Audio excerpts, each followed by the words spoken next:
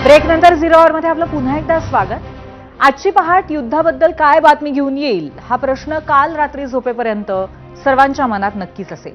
कारण शस्त्रसंधीचा आजचा शेवटचा दिवस होता आणि आजचा दिवस उलटल्यानंतर पुढे काय याबाबत जगातल्या सामान्य नागरिकांना अनेक चिंता होत्या।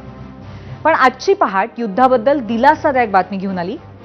इराणला सतत धमकी देणाऱ्या ट्रम्प यांनी रात्री उशिरा शस्त्रसंधीची मुदत वाढवल्याची घोषणा केली आणि यावेळी शस्त्रसंधी चक्क अनिश्चित काळासाठी वाढवली आहे। ट्रम्प यांच्या घोषणेमुळे सध्या तरी जगाने सुटकेचा निश्वास सोडलाय, पण त्याच वेळी ट्रम्प यांनी मुदतवाढ कशी काय दिली असा प्रश्नही जगाला पडलाय। एकीकडे अमेरिकेनं शांत राहायचं ठरवलंय, पण इराण मात्र आता आक्रमक पवित्रात दिसतंय। त्यांनी या शस्त्रसंधीला निरर्थक म्हटलंय। त्यामुळे इस्लामाबादमध्ये होणाऱ्या चर्चेचं आता काय होणार, ती भविष्यात होणार का, असे अनेक प्रश्न आहेत। आणि दरम्यान इराणच्या आक्रमक पवित्र्यात इराणी जनताही सहभागी झाली आहे। रस्त्यावर उतरून IRGCला पाठिंबा देणाऱ्या इराणी जनतेचे व्हिडिओ सध्या व्हायरल होत आहेत। त्यातच इस्रायलसाठी हेरगिरी करण्याचा आरोप असलेल्या मेहदी फरीद यांना इराणनं आज सकाळी फाशी दिली। शिवाय हॉर्मुझच्या सामुद्रधुनीतनं जाणाऱ्या जहाजांवरती इराणचे हल्ले सुरूच आहेत। तर अमेरिकाही इराणशी संबंधित जहाजांवरती कारवाई सुरू करते।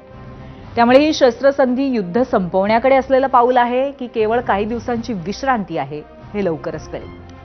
युद्धाशी संबंधित या सर्व घडामोडींवरती आपण या सेगमेंटमध्ये सविस्तर चर्चा करणार आहोत। पण तत्पूर्वी आपण जाऊयात पोल सेंटरकडे आणि पाहूयात आजचा दुसरा प्रश्न काय आहे। 0 आवरचा आजचा आमचा दुसरा प्रश्न, डोनाल्ड ट्रम्प यांनी वाढवलेली शस्त्रसंधी युद्ध संपवण्याचे संकेत आहेत का, होय का नाही? तुम्हाला काय वाटतंय आम्हाला जरूर सांगा।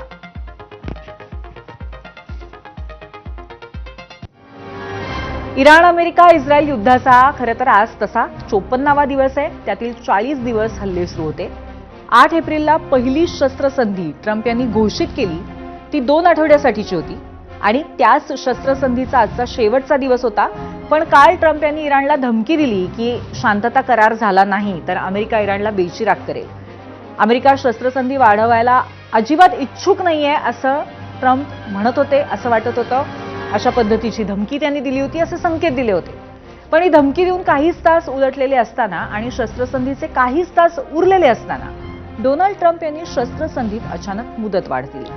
अमेरिकन वेळेनुसार 22 एप्रिलला मध्यरात्री 1:39 त्यांनी ट्रुथ सोशलवरनं ही घोषणा केली। युद्ध सुरू झाल्यापासून ट्रम्प यांच्याकडनं दुसऱ्यांदा ही शस्त्रसंधी अनाउन्स करण्यात आलेली आहे, जाहीर करण्यात आली आहे। आता ही शस्त्रसंधी अनिश्चित काळासाठी असल्याचं त्यांनी म्हटलंय।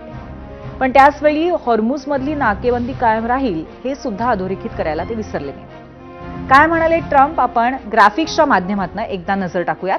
जाऊयात मीडिया सेंटरला।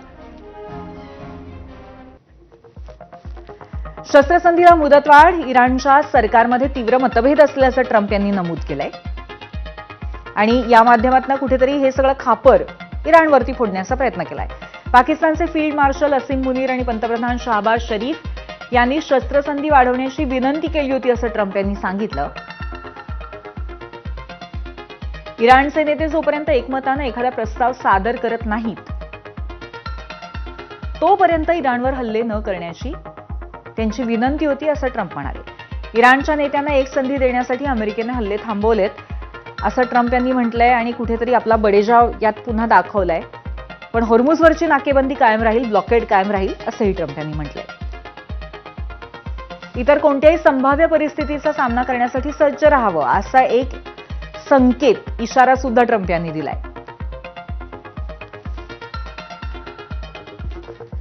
थोडक्यात नेहमीप्रमाणे ट्रम्प यांनी स्वतःचा मोठेपणा दाखवण्याचा प्रयत्न केलाय। अमेरिकन माध्यमामध्ये सध्या चर्चा अशी आहे की हे युद्ध थांबावं म्हणून ट्रम्प स्वतःच हातघाईवर आलेले आहेत। अमेरिकन वृत्तवाहिन्यांनी ट्रम्प यांच्या मंगळवार आणि बुधवारच्या अवस्थेची माहिती दिली आणि त्या माहितीनुसार 2 कारणं असू शकतात ज्यामुळे ही शस्त्रसंधी त्यांनी वाढवली आहे। पहिलं कारण, युद्धावरती तोडगा काढण्यासाठी पाकिस्तानच्या राजधानीमध्ये होणारी चर्चा।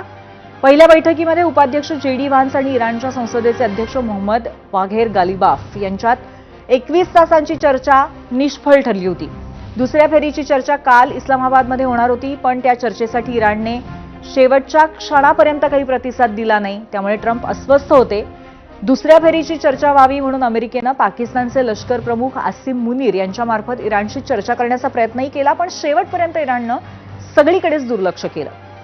हे पहिलं कारण असावं असं अमेरिकन माध्यमांमध्ये म्हटलं गेलंय. आणि दुसरं कारण म्हणजे युद्धाच्या 54 दिवसांपैकी 40 दिवस जे युद्ध सुरू होतं, या युद्धामुळे अमेरिकेच्या क्षेपणास्त्र साठ्यावरती लक्षणीय परिणाम झालाय. वॉशिंग्टनमध्ये असलेल्या द हिलच्या अहवालानुसार अमेरिकेनं केलेल्या हवाई आणि क्षेपणास्त्र हल्ल्यांमुळे अमेरिकेच्या शस्त्रसाठ्यात प्रचंड घट झाली आहे. म्हणूनच कदाचित हतबल होऊन ट्रम्प यांनी मुदतवाढ दिल्याची चर्चा आहे.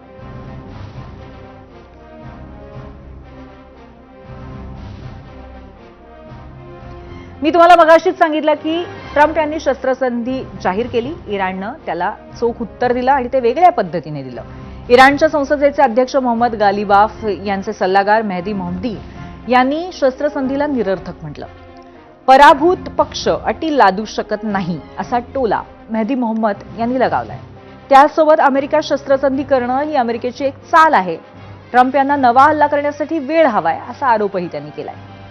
तर इस्लामिक रिव्होल्युशनरी गार्ड कॉर्प्स म्हणजे IRGCनं थेट ट्रम्प यांना धमकी दिली आहे. पुन्हा हल्ले झाले तर त्याला चोख प्रत्युत्तर दिलं जाईल असा इशारावजा धमकी IRGCनं दिली आहे. इथे अमेरिकेनं शस्त्रसंधीची घोषणा केली आणि तिथे तेहरानमध्ये नागरिक जल्लोष करण्यासाठी रस्त्यावर उतरलेले दिसले. या जल्लोषातील बॅलिस्टिक क्षेपणास्त्रानं सर्वांचं लक्ष वेधलं. भर पावसात नागरिक आनंदानं इराणचे सुप्रीम लीडर मोस्तफा खामेनी आणि IRGCच्या समर्थनासाठी घोषणाबाजी करत होते. याच्या माध्यमातून जनतेनं एकत्र येत आपण पूर्णपणे IRGCच्या पाठीशी आहोत असं सगळ्या जगाला सांगितलेलं आहे. प्रामुख्याने हा संदेश अमेरिकेला आहे की आम्ही कुठल्याही परिस्थितीसाठी सज्ज आहोत.